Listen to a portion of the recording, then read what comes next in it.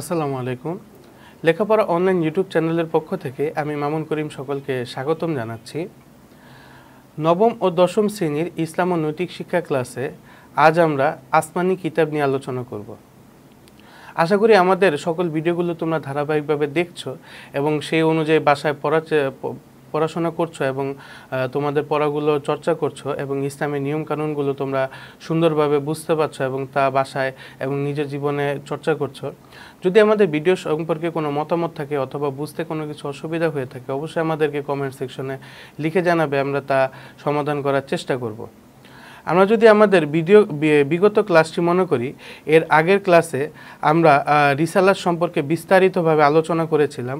আমরা জেনেছিলাম যে রিসালাত কি এবং রিসালাত কেন আমাদের জন্য জরুরি এবং আমাদের চরিত্রের মধ্যে আমাদের জীবনের মধ্যে নৈতিকতা আনার জন্য, যেহেতু এই বইয়ের নাম ইসলাম ও নৈতিক শিক্ষা, অর্থাৎ নৈতিকতা বলতে কোনো আদর্শকে অবলম্বন করা এবং একটি নির্দিষ্ট রীতিনীতির অবলম্বন করে জীবনে চলাফেরা করা, এবং এই নৈতিকতা অবলম্বন করার ক্ষেত্রে রিসালাতের গুরুত্ব কী পরিমাণ তার সম্পর্কে আমরা জেনেছিলাম এবং রিসালাত আল্লাহ তাআলা কেন ঘটিয়েছেন এবং কেন যুগে যুগে নবী রাসূল প্রেরণ করেছেন এবং আমাদের যদি নৈতিকতা অবলম্বন করতে হয় কিভাবে আমরা নৈতিকতা অবলম্বন করব এবং কিভাবে আমরা নবীদেরকে অনুসরণ করব সেই বিষয়ে আমরা জেনেছিলাম। আজ আমরা ইমানে মুফাসসালের তৃতীয় বিষয় অর্থাৎ আসমানি কিতাব সম্পর্কে জানব, যেই কিতাবের মাধ্যমে আল্লাহ তাআলা যুগে যুগে মানব জাতির হেদায়েতের বিধান দিয়েছেন এবং কিভাবে আমাদের জীবনকে পরিচালনা করতে হবে এবং কিভাবে আমরা নেক আমল করতে পারবো এবং সকল গুনাহ থেকে বেঁচে থাকতে পারবো সেই বিষয়ে আমাদেরকে অবগত করেছেন। সেই সকল বিষয় আজ আমরা জানব। আসমানি কিতাব সম্পর্কে এখানে লেখা আছে, কিতাব শব্দের অর্থ লিপিবদ্ধ বা লিখিত বস্তু। এর প্রতিশব্দ হলো গ্রন্থ, পুস্তক, বই ইত্যাদি। আসমানি কিতাব হলো এমন গ্রন্থ যা আল্লাহ তাআলা থেকে অবতীর্ণ হয়েছে। ইসলামী পরিভাষায় যেসব কিতাব আল্লাহ তাআলা মানব জাতির হেদায়েতের জন্য দিক নির্দেশনা স্বরূপ নাজিল করেছেন তাকে আসমানি কিতাব বলে। অন্য কথায় আল্লাহ তাআলার বাণী সম্বলিত গ্রন্থাবলীকে আসমানি কিতাব বলা হয়। সুতরাং আসমানি কিতাব হলো আল্লাহর বাণী সমষ্টি। আল্লাহ তাআলা জিবরাইল আলাইহিস সালামের মাধ্যমে তার বাণী রাসূলগণের নিকট প্রেরণ করেছেন, অতঃপর নবী রাসূলগণ তা মানুষের নিকট পৌঁছে দিয়েছেন। অর্থাৎ কিতাব শব্দের শাব্দিক অর্থ হলো পুস্তক বা বই অথবা গ্রন্থ অথবা লিখিত কোনো বস্তু। আর আসমানি কিতাব বলতে এমন কিতাব বা গ্রন্থকে বোঝানো হয়েছে যেই গ্রন্থগুলো স্বয়ং সৃষ্টিকর্তা থেকে দুনিয়াতে অবতীর্ণ হয়েছে এবং আমাদের সৃষ্টিকর্তা হলো আল্লাহ তাআলা এবং সমস্ত সৃষ্টিকুলের সৃষ্টিকর্তা হলো আল্লাহ তাআলা এবং আল্লাহ তাআলার নিকট থেকে যেই কিতাবগুলো বা বিধিবিধানগুলো এসেছে সেগুলোর নামই হলো আসমানি কিতাব। এবং ইসলামী পরিভাষায় যদি আমরা আসমানি কিতাবকে বুঝতে যাই, ইসলামী পরিভাষায় হলো আল্লাহ তাআলা মানব জাতির হিদায়াতের জন্য, তাদের দিক নির্দেশনা দেওয়ার জন্য, তাদের ভালো এবং মন্দ কাজের পরিচয় দেওয়ার জন্য যুগে যুগে যে বিধিবিধানগুলো দিয়েছেন তাই হলো আসমানি কিতাব, অথবা এই বিধিবিধানগুলো যে কিতাব আকারে সম্মিলিত করা হয়েছে এই কিতাবগুলোকে আসমানি কিতাব বলা হয়। এবং এই আসমানি কিতাবগুলো নবী ও রাসূলগণদের উপর নাজিল হতো যাতে করে নবী ও রাসূলগণ এই কিতাবসমূহকে ভালোভাবে বুঝে আমাদের নিকট আমাদেরকে অর্থাৎ সাধারণ মানুষদেরকে হাতে কলমে শিক্ষা দিত। আসমানি কিতাবের বিষয়বস্তু অর্থাৎ আসমানি কিতাবগুলোর মধ্যে কোন কোন বিষয় সম্পর্কে আলোচনা করা হয়েছে এবং কি কি জিনিস অথবা কোন কোন দিক নির্দেশনাগুলো আমরা আসমানি কিতাবে পেয়েছি তার সম্পর্কে এখন আমরা জানব। আল্লাহ তাআলা আসমানি কিতাবসমূহে নানা বিষয়ে আলোচনা উপস্থাপন করেছেন, যেমন আল্লাহ তাআলা সত্তাগত পরিচয়, আল্লাহ তাআলার গুণাবলীর বর্ণনা, নবী ও রাসূলগণের বর্ণনা, পূর্ববর্তী জাতিসমূহের বিবরণ, অবাধ্য ও কাফিরদের পরিণতি ও বিবরণ, হালাল হারামের বর্ণনা, বিধিবিধান সংক্রান্ত বিবরণ, শাস্তি ও সতর্কীকরণ বিষয়ে আলোচনা, উপদেশ ও সুসংবাদ সম্পর্কে বিবরণ, আকীদা সংক্রান্ত বিষয়সমূহের বিবরণ এবং পরকাল সংক্রান্ত বিষয়সমূহের বিবরণ ইত্যাদি। অর্থাৎ এখানে আমরা যদি খেয়াল করি আল কুরআন অথবা যত প্রকার আসমানি কিতাব দুনিয়াতে এসেছে সকল কিতাবের মধ্যে এই সকল বিষয়গুলো বিশেষভাবে উল্লেখ করা হয়েছে। সর্বপ্রথম এবং সবচেয়ে গুরুত্বপূর্ণ যে বিষয়টি আমাদের বিধিবিধানের মধ্যে রয়েছে তা হলো মহান আল্লাহ তাআলার পরিচয়, অর্থাৎ আল্লাহ তাআলা যে এক ও অদ্বিতীয়, তার সমতুল্য কেউ নেই অথবা তার সাথে তুলনা করা যায় এমন কিছুই নেই, এবং তিনিই যে সব কিছুর মালিক এবং তিনিই শুরু থেকে আছেন এবং তিনি সর্বশেষ, তিনি অনাদি অনন্ত চিরস্থায়ী এবং চিরকাল তিনি বহমান থাকবেন, এই বিষয় সম্পর্কে আমরা আসমানি কিতাব থেকে জানি যে আমাদের সৃষ্টিকর্তা কত অপরূপ এবং কত নিয়ামতের অধিকারী, এবং তিনি কিভাবে আমাদেরকে নিয়ামত দানের মাধ্যমে দুনিয়াতে টিকিয়ে রেখেছেন, বাঁচিয়ে রেখেছেন, এবং কিভাবে শত সহস্র লক্ষ কোটি মাকলুককে তিনি লালন পালন করছেন যাতে আমরা দুনিয়াতে ভালো থাকি, এই বিষয়ে আসমানি কিতাবসমূহতে বর্ণনা করা আছে। এবং আল্লাহ তাআলার যে বিশেষ গুণাবলী রয়েছে, অর্থাৎ আল্লাহ তাআলার অসংখ্য ক্ষমতা এবং শক্তি এবং বিভিন্ন যে গুণাবলী রয়েছে, যেমন আল্লাহ তাআলা বিচার দিনের মালিক, যেমন আল্লাহ তাআলা শ্রেষ্ঠ বিচারক, আল্লাহ তাআলা শ্রেষ্ঠ প্রকৌশলী, আল্লাহ তাআলাই হলেন ন্যায়কারী, আল্লাহ তাআলাই হলেন সত্য প্রকাশকারী, এবং আল্লাহ তাআলাই হলেন শাস্তি দানকারী, আল্লাহ তাআলাই রিজিক দাতা, আল্লাহ তাআলাই আমাদের রহমত দান করেন এবং আমাদের প্রতি দয়া করেন, মায়া করেন। এই সকল যে গুণাবলী আল্লাহ তাআলার রয়েছে, এই সকল গুণাবলী সম্পর্কে আমরা আসমানি কিতাবেই জেনেছি।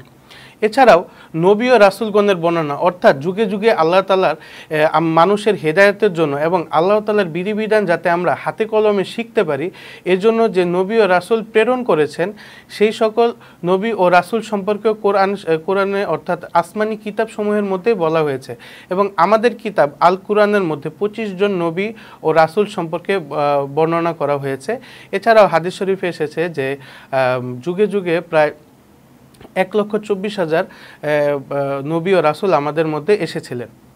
এবং এছাড়াও পূর্ববর্তী যে জাতিসমূহ আমাদের ছিল পৃথিবীতে, এবং ওই জাতিগুলো কিভাবে ধ্বংস হয়েছে অথবা কিভাবে আল্লাহ তাআলার রহমত প্রাপ্ত হয়েছে, কোন কারণে তারা আল্লাহ তাআলাকে সন্তুষ্ট করতে পেরেছিলেন অথবা কোন কারণে তারা আল্লাহ তাআলাকে অসন্তুষ্ট করেছেন, এবং কোন কোন গুনাহের মাধ্যমে তারা আল্লাহ তাআলার আযাব প্রাপ্ত হয়েছেন, এবং কোন গুনাহের কারণে কোন আযাব আসে, এ সম্পর্কে আল্লাহ তাআলা আমাদেরকে আসমানি কিতাব সমূহের মধ্যে বলে দিয়েছেন। যেমন আমাদের কিতাব আল কুরআনের মধ্যে বনি ইসরাইল সম্পর্কে বিভিন্ন আয়াতের মাধ্যমে আমাদেরকে বলা হয়েছে। এছাড়াও বিভিন্ন গোত্র সম্পর্কে আল্লাহ তাআলা ভিন্ন ভিন্ন সময় কোরআনের আয়াতের মধ্যে আমাদেরকে জানিয়েছেন, যাতে করে আমরা আগের ঘটনা থেকে সতর্ক থাকতে পারি এবং পরবর্তীতে ওই সকল গুনাহ থেকে বেঁচে থাকতে পারি এবং আল্লাহ তাআলার নৈকট্য হাসিল করতে পারি। এছাড়াও অবাধ্য কাফিরদের পরিণতি সম্পর্কে, অর্থাৎ যারা কাফির ছিলেন এবং যারা আল্লাহ তাআলাকে স্বীকার করেন নাই, আল্লাহ রাসূলকে স্বীকার করেন নাই, তাদের করুণ পরিণতি সম্পর্কেও আমাদেরকে আল্লাহ তাআলা আসমানি কিতাব সমূহের মধ্যে সতর্ক করেছেন। এছাড়াও হালাল হারাম এবং বিধিবিধান সংক্রান্ত বিবরণ আল্লাহ তাআলা আসমানি কিতাবের মধ্যে আমাদেরকে দিয়েছেন। অর্থাৎ কোনটা ভালো, কোনটা মানুষের জন্য ভালো হবে এবং কোনটা মানুষের জন্য খারাপ হবে, সে বিষয়ে আল্লাহ তাআলা আমাদেরকে হালাল হারামের মাধ্যমে বুঝিয়েছেন। মানুষের জন্য যে জিনিসটি উত্তম হবে ওই জিনিসকে আল্লাহ তাআলা হালাল করেছেন, এবং মানুষের জন্য যে জিনিসটি উত্তম হবে না, মন্দ হবে, ওই জিনিসই আল্লাহ তাআলা হারাম করেছেন। এমন নয় যে আল্লাহ তাআলা যা ভালো লেগেছে তা হালাল করেছেন, যা ভালো লেগেছে তা হারাম করেছেন। এমন যেই জিনিস বা যেই কাজটি করলে মানুষের ক্ষতি হবে, ওই সকল জিনিসই আল্লাহ তাআলা হারাম করেছেন। এবং যে সকল কাজ করলে মানুষের মঙ্গল হবে, মানুষ ভালো থাকতে পারবে, ওই সকল কাজই আল্লাহ তাআলা হালাল করেছেন। যেমন মদ পান করা হারাম। এখন মদ পান যদি মানুষ করে তাহলে তার শরীরের ক্ষতি হয়, তার স্বাস্থ্যের ক্ষতি হয়, আল্লাহ তাআলা তা জানেন। এই জন্য আল্লাহ তাআলা মদকে হারাম করেছেন এবং নিষেধ করে দিয়েছেন। আবার একইভাবে হালাল খাবার খাওয়া, অর্থাৎ যেমন গরুর গোশত খাওয়া হালাল অথবা খাসির গোশত খাওয়া হালাল, এই সকল খাবারের দ্বারা মানুষের শারীরিক বৃদ্ধি ঘটে এবং মানুষের শরীরের সুস্বাস্থ্য বজায় থাকে এবং স্বাস্থ্য বৃদ্ধি পায়, ভালো হয়। এজন্য আল্লাহ তাআলা এই বিষয়টি জানেন এবং এই জন্য আল্লাহ তাআলা এই গরুর গোশত খাওয়া অথবা খাসির গোশত খাওয়াকে হালাল করেছেন। অর্থাৎ যেই সকল কাজ করলে অথবা যা গ্রহণ করলে মানব জাতির কল্যাণ হবে, ওই সকল কিছুই আল্লাহ তাআলা হালাল করেছেন, এবং যে সকল কাজ করলে অথবা যে সকল কাজের মাধ্যমে মানব জাতির মন্দ হয়, মানব জাতির ধ্বংস হবে, ওই সকল জিনিসকে আল্লাহ তাআলা হারাম করেছেন এবং এই অনুযায়ী আল্লাহ তাআলা আমাদের উপর বিধিবিধানগুলো নাজিল করেছেন। এবং শাস্তি ও সতর্কীকরণ বিষয়ে আলোচনা করেছেন। অর্থাৎ আমরা যদি হারাম অবলম্বন করি এবং মন্দ কাজে লিপ্ত থাকি তাহলে আমাদের কি শাস্তি হবে এবং দুনিয়াতে এবং আখিরাতে যে আমরা ধ্বংসের দিকে পতিত হবে এবং সর্বশেষে আমাদের যে স্থান জাহান্নাম হবে সে বিষয়ে আল্লাহ তাআলা আমাদেরকে আসমানি কিতাব সময়ের মধ্যে বলেছেন এবং উপদেশ ও সুসংবাদ সম্পর্কে বলেছেন। যেমন আমরা খারাপ কাজ করলে ধ্বংসের দিকে যাব, ঠিক একইভাবে যদি আমরা নেক আমল করি এবং গুনাহ থেকে বেঁচে থাকি তখন ওই নেক আমলের কারণে আমাদের কি সুফল হবে এবং আমরা কোন কোন পুরস্কার প্রাপ্ত হব এবং আখিরাতে কিভাবে আমরা জান্নাত লাভ করব সে বিষয়ে আল্লাহ তাআলা আসমানি কিতাবে আমাদেরকে বলেছেন। এছাড়াও আকীদা সংক্রান্ত বিষয় এবং পরকাল সংক্রান্ত বিষয় সম্পর্কে আল্লাহ তাআলা আমাদেরকে জানিয়েছেন। অর্থাৎ আমরা যাতে আমাদের ঈমানকে মজবুত করতে পারি এবং মজবুতির সাথে আমরা ঈমান অবলম্বন করতে পারি, এজন্য আল্লাহ তাআলা পরবর্তী জীবন সম্পর্কে এবং আমাদের আগিতা যাতে ঠিক থাকে এই বিষয়ে বিভিন্ন বিষয়ের মাধ্যমে আল্লাহ তাআলা আমাদেরকে আসমানি কিতাবে বলেছেন। অর্থাৎ এই সকল বিষয় আল্লাহ তাআলা আসমানি কিতাবের মধ্যে আমাদেরকে বিভিন্নভাবে জানিয়েছেন যাতে করে আমরা আমাদের ঈমানকে মজবুত করতে পারি এবং সর্বদা পবিত্রতা অবলম্বনের মাধ্যমে আল্লাহ তাআলার ইবাদত করতে পারি এবং গুনাহ থেকে বেঁচে থাকতে পারি। তাই আসমানি কিতাবগুলো আমাদের নিকট প্রেরণ করা হয়েছে। পরবর্তীতে যদি আমরা প্রসিদ্ধ কিতাবসমূহ সম্পর্কে জানি, আল্লাহ তাআলা সর্বমোট 104খানা আসমানি কিতাব নাজিল করেছেন। এর মধ্যে 4খানা বড় ও প্রসিদ্ধ এবং 100খানা ছোট কিতাব। ছোট কিতাবগুলোকে সহিফা বলা হয়। বড় 4খানা কিতাব 4জন প্রসিদ্ধ রাসূলের উপর নাজিল হয়। এইগুলো হলো তাওরাত কিতাব নাজিল হয়েছে মুসা আলাইহিস সালামের উপর, জাবুর কিতাব নাজিল হয়েছে দাউদ আলাইহিস সালামের উপর, ইনজিল কিতাব নাজিল হয়েছে হযরত ঈসা আলাইহিস সালামের উপর এবং কোরআন মাজিদ নাজিল হয়েছে সর্বশেষ এবং সর্বশ্রেষ্ঠ নবী বিশ্ব নবী হযরত মুহাম্মদ সাল্লাল্লাহু আলাইহি সাল্লামের উপর। অর্থাৎ মোট 104খানা কিতাবের মধ্যে প্রসিদ্ধ যে 4খানা কিতাব সে 4খানা কিতাব 4 রাসূলের উপর নাজিল হয়েছে এবং সেই 4 রাসূলও ছিলেন প্রসিদ্ধ, যাদের মধ্যে তাওরাত সর্বপ্রথম কিতাব হলো তাওরাত এবং তাওরাত কিতাব নাজিল হয়েছে মুসা আলাইহিস সালামের উপর।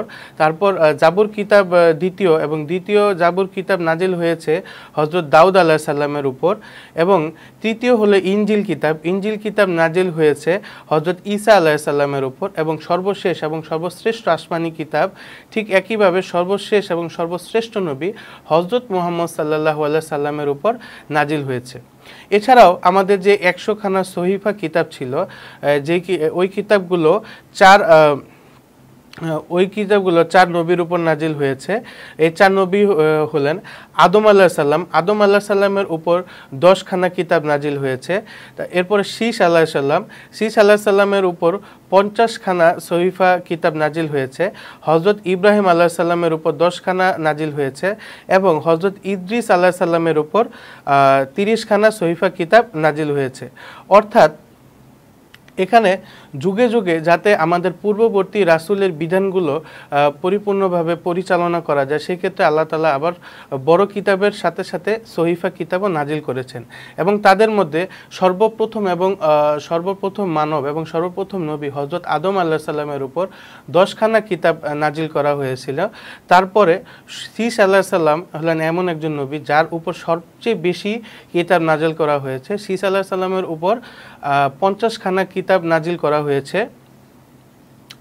তারপর ইব্রাহিম আলাইহিস সালামের উপর 10খানা সহিফা নাজিল করা হয়েছে এবং হযরত ইদ্রিস আলাইহিস সালামের উপর 30খানা কিতাব নাজিল করা হয়েছে। এভাবে এই চারজন নবীর উপর সম্পূর্ণ 100খানা কিতাব নাজিল করা হয়েছে এবং প্রসিদ্ধ 4 রাসূলের উপর 4খানা কিতাব নাজিল করা হয়েছে এবং এই সকল কিতাবের মাধ্যমে আল্লাহ তাআলা মানব জাতির হেদায়েতের বিধিবিধানগুলো দুনিয়াতে প্রেরণ করেছেন যাতে আমরা মন্দ থেকে বাঁচতে পারি এবং ভালোকে গ্রহণ করতে পারি। আমরা এই সকল কিতাবসমূহের সম্পর্কে জানব এবং এই সকল কিতাবসমূহকে জানার পরে আমরা আমাদের আসমানি কিতাব সমূহ সম্পর্কে জানব এবং আমাদের উপর যে কিতাব নাজিল হয়েছে, যে বিধিবিধান নাজিল হয়েছে অর্থাৎ আল কুরআন আমরা বেশি বেশি পাঠ করব। আশা করি তোমরা ভিডিওটি সম্পূর্ণ দেখেছো এবং আসমানি কিতাব সম্পর্কে তোমাদের প্রাথমিক ধারণা হয়েছে। আমাদের ভিডিওটি যদি তোমাদের ভালো লেগে থাকে অবশ্যই লাইক বাটনে ক্লিক করবে এবং সহপাঠীদের সাথে শেয়ার করবে এবং আমাদের চ্যানেলটি সাবস্ক্রাইব করে পরবর্তী নোটিফিকেশনের জন্য বেল আইকনটি প্রেস করে রাখবে। আজ এ পর্যন্তই। আসসালামু আলাইকুম।